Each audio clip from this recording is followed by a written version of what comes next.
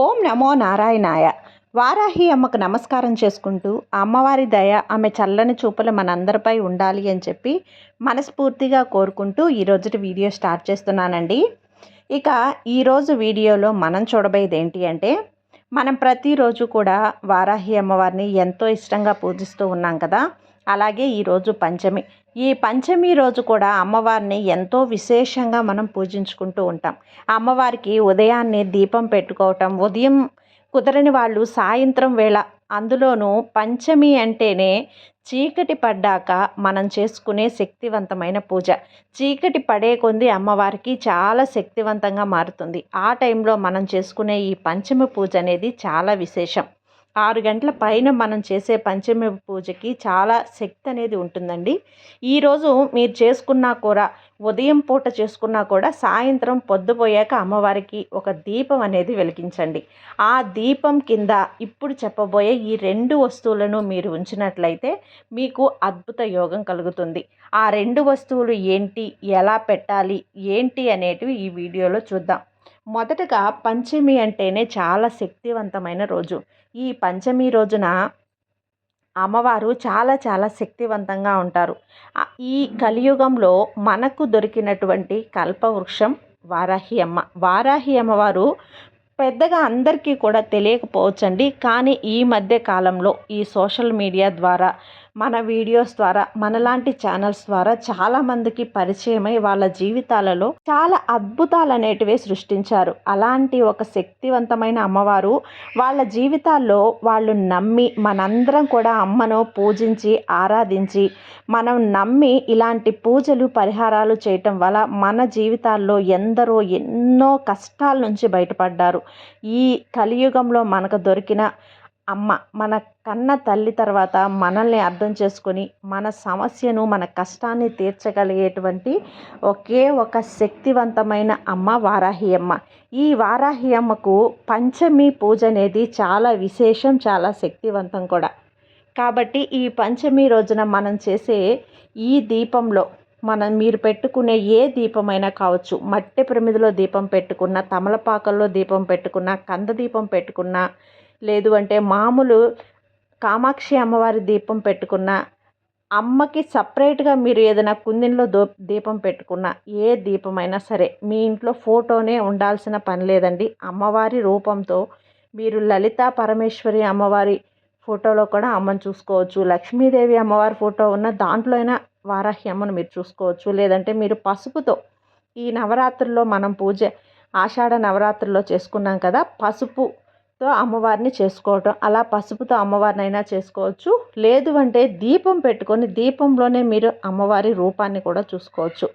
అలాంటి దీపం మీరు వెలిగించేటప్పుడు చక్కగా అమ్మవారికి మంచిగా దీపానికైనా, మీరు ఫోటో ఉంటే ఫోటోకైనా సరే మంచిగా మందార పూలతో పూజ అనేది చేసుకొని, పూలు చక్కగా అలంకరించుకొని అమ్మవారికి నైవేద్యంగా మీరు ఏదైనా పెట్టచ్చు.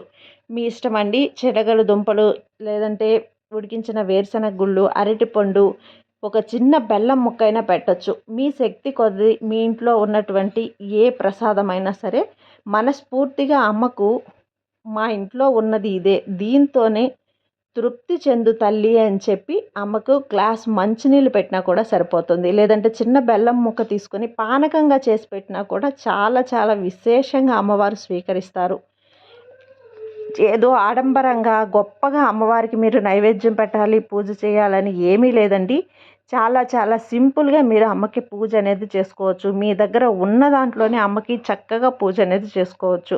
అలా చేసుకున్న తర్వాత మీరు వెలిగించే ఆ దీపం కింద ఇప్పుడు చెప్పబోయే ఈ 2 వస్తువులు అనేది పెట్టాలి. అదేంటి అంటే, పంచమి కాబట్టి ఈరోజు ఒక 5 రూపాయల కాయిన్ అనేది పెట్టండి. అలాగే 2 స్పూన్ల కందిపప్పు అనేది వేయండి. ఆ కందిపప్పు అనేది కంది దీపం.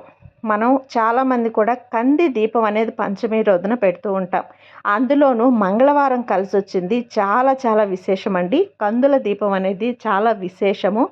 మనకున్నటువంటి కష్టాలు తొలగిపోవటానికి కందుల దీపం అనేది చాలా విశేషం అన్నమాట. కాబట్టి 2 స్పూన్ల కందులు అనేది వేసుకోండి. కందిపప్పు అనేది వేసి కందులు ఉంటే కందులు, లేదంటే కందిపప్పు. మ్యాక్సిమం మనందరి ఇళ్లలో కూడా కందిపప్పు అనేది ఎక్కువగా దొరుకుతూ ఉంటుంది. కందులు అనేది చాలా రేర్గా ఉంటాయి కాబట్టి కందిపప్పుని 2 స్పూన్లు, అలాగే ఒక రూ. 5 కాయిన్ కానీ, రూ. 5 బిళ్ళలు ఒక 5 అయినా సరే, మీరు మీ దగ్గర ఏవైతే అవైలబుల్గా ఉంటాయో వాటిని వచ్చేసి పెట్టేసి వాటిపైన దీపం పెట్టుకోండి. అంటే ఒక ప్లేట్లో దీపం పెడతాం, ఆ ప్లేట్లో చుట్టూ రూ. 5 కాయిన్ అనే రూ. 5 వేసి, లేకపోతే దాని ముందైనా పెట్టేసి దీపం అనేది వెలిగించండి.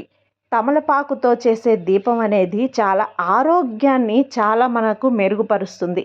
మన ఇంట్లో ఆరోగ్యం బాగలేదు అని చెప్పి చాలామంది సఫర్ అవుతూ ఉంటారు. అలాంటి వారు తమలపాకుని కూడా మీరు దీపం కింద పెట్టొచ్చు. అలాగే తమలపాకు కాడలు ఉంటాయి కదా, అవి కూడా ఇరిచి మీరు దీపంలో వేయచ్చు. అంటే నూనెలో కాడలు వేసి దీపం వెలిగిస్తే కనుక దాంట్లో ఉన్నటువంటి పాజిటివిటీ అంతా కూడా మన ఇంట్లో వైబ్రేట్ అయ్యి మనకు ఆరోగ్యంగా కానీ, మనసు కానీ చాలా ప్రశాంతంగా ఉంటుంది.